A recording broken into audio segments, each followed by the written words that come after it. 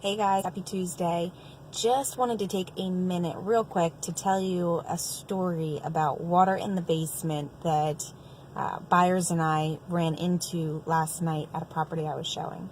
So this property was completely renovated by an investor, and if you are familiar with the Newcastle County market, there are plenty of investors in the game that are flipping houses, putting them back on the market, and they look beautiful.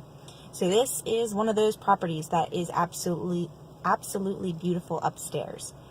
But we got to the basement part, and there was at least 2 to 3 inches of water across the entire basement, like a bathtub filled with water.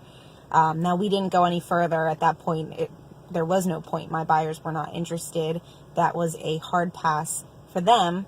But I wanted to explain with these flips kind of how to protect yourself as a buyer, because there's a huge difference in skill levels with all of these flippers. Some of them are really good. They'll do a quality job. And then there are others that just don't have that same skill set. And so how do you protect yourself as a buyer? Because it's not like you know which ones are quality and which ones aren't when you're touring these properties. So my advice would be, it's not that you shouldn't buy a flip. It's that when you are touring that flip, before you write the offer, budget a lot of time to spend in that property. Open all of the cabinets. Open all of the doors. Don't just open them crack. Open them all the way. Make sure that the drawers work. Make sure all of the doors work. The light switches turn on. All of that is one thing that you can do to just make sure things aren't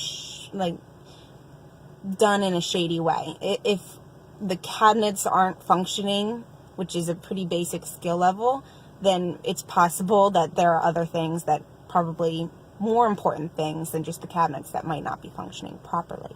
So take your time in the properties before you even write the offer.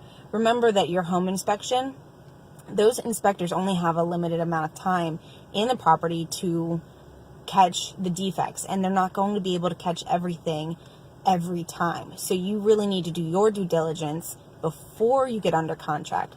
And that way, when the home inspector comes in and runs all of the systems, the weight is not all on their shoulders, so to say.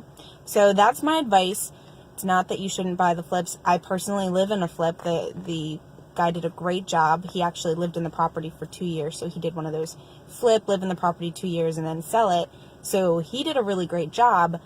And there's still things that weren't done perfectly, but it's also, that's life. You own a house. Not everything's going to be perfect. But I wouldn't say don't buy a flip. I just say take your time in the property. Make sure things are done the way that you want them to be done. All right, that's my best advice for Tuesday morning. Have a great day, guys. Bye.